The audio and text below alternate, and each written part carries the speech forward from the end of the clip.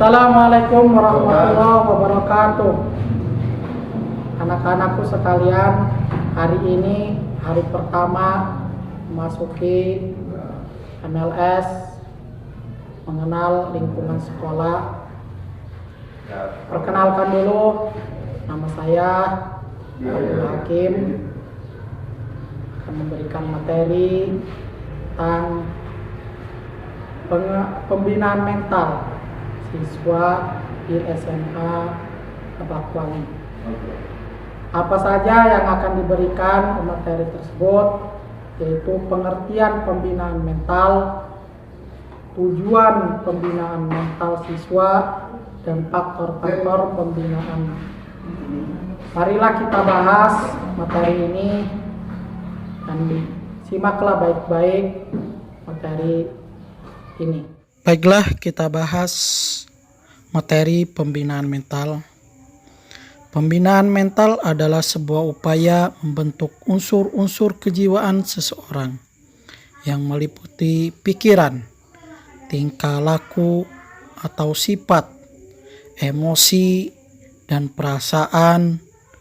Kemudian lebih diarahkan kepada pembinaan moral seperti budi pekerti ataupun akhlakul karimah yang dilaksanakan dalam perbuatan tingkah laku sehari-hari sehingga tercipta manusia yang bermoral dan berbudi pekerti yang luhur baik dalam lingkungan keluarga, sekolah maupun masyarakat.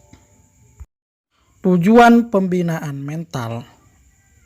Pada dasarnya tujuan pembinaan mental tersebut melalui pendidikan agama Islam adalah untuk meningkatkan kualitas diri remaja, yaitu berusaha membina akhlak, mengembangkan akal dan akhlak, serta mengadakan perbaikan perilaku-perilaku pada pribadi remaja.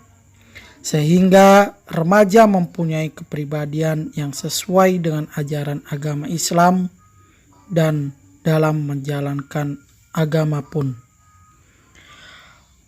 Tujuan dari upaya pembinaan mental tersebut adalah 1. Memperkokoh kehidupan keagamaan dan keimanan. 2. Memperkokoh kondisi psikis dan fisik. 3. Memperkokoh peran dalam kehidupan di masyarakat. Ada 2 faktor yang mempengaruhi pembinaan mental.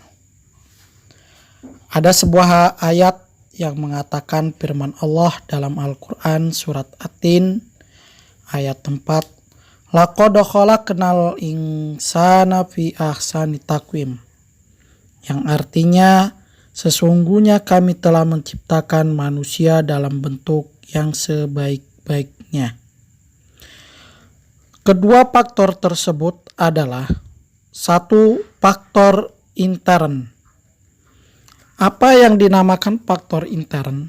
Faktor intern merupakan faktor yang terdapat dalam diri sendiri, seperti ketidaksempurnaan jasmaninya, sifatnya, wataknya, dan bakat yang dimilikinya.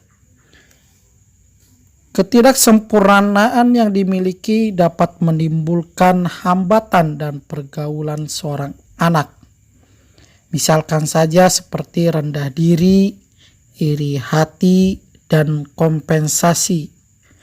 Dari hal ketiga tersebut memerlukan perhatian dan bimbingan seperti kompensasi yang diarahkan dapat berubah menjadi positif.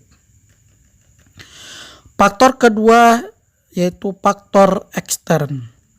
Faktor ekstern merupakan faktor yang disebabkan oleh pengaruh lingkungan, di mana seorang anak tumbuh dan besarkan.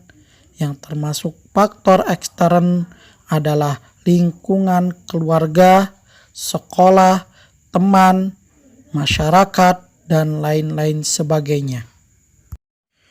Pentingnya pembinaan mental dalam agama.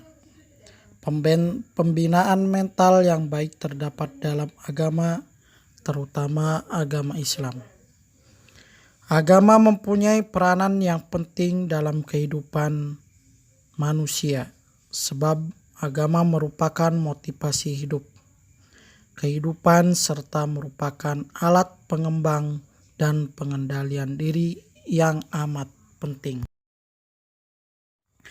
Fungsi agama dalam kehidupan manusia. 1. Agama memberikan bimbingan dalam hidup. Maksudnya, agama yang ditanamkan sejak kecil kepada anak-anak dengan baik dapat menjadikan agama sebagai bagian dari unsur-unsur kepribadiannya. 2. Agama menolong dalam menghadapi kesukaran. Kesukaran yang dapat dihadapi orang adalah kekecewaan. Kekecewaan ini sering dihadapi oleh kalangan anak yang menginjak usia remaja akibat kegagalan yang mereka alami, sehingga akan membawa mereka kepada perasaan kurang percaya diri, pesimis, dan apatis dalam hidup. Yang ketiga, agama dapat menenteramkan batin, sebagaimana dikatakan oleh Durkheim dalam bukunya Sosiologi Agama, bahwa salah satu fungsi agama adalah dapat memberikan kepada penganutnya kesan-kesan yang nyaman. Memang benar agama dapat dijadikan sebagai obat kejiwaan dan ketentraman batin, dan dapat juga dijadikan sebagai pengendali sikap dan perbuatan bagi jiwa yang sedang gelisah. Ada beberapa cara kegiatan pembinaan mental melalui pendidikan agama Islam. 1. Melalui kegiatan intrakurikuler. Apa intrakurikuler? Adalah kegiatan belajar mengajar yang dilakukan di sekolah pada saat jam-jam pelajaran. Terjadwal dalam terstruktur yang waktunya telah ditentukan dalam kurikulum. Yang kedua, melalui kegiatan ekstrakurikuler. Apa ekstrakurikuler? Kegiatan ekstrakurikuler itu merupakan kegiatan yang dilakukan di luar jam-jam pelajaran atau tatap muka, baik dilaksanakan di sekolah maupun di luar sekolah, dengan maksud untuk lebih memperluas wawasan, pengetahuan, dan kemampuan yang telah dimilikinya dari berbagai bidang studi.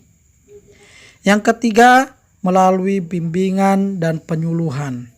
Seperti apa kegiatan penyuluhan, kegiatan bimbingan atau penyuluhan yang dapat dilakukan dalam hal pembinaan, seperti pembinaan mental peserta didik, tidak lain adalah sebuah upaya untuk membentuk karakter peserta didik yang lebih baik.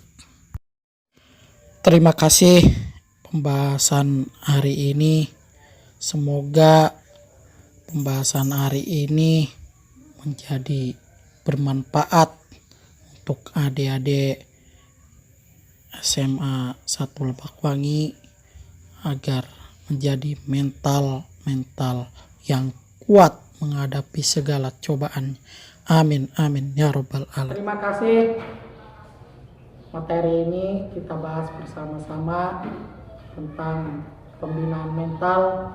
Semoga kalian menjadi mental yang lebih kuat lagi. Terima kasih. Assalamualaikum warahmatullahi wabarakatuh.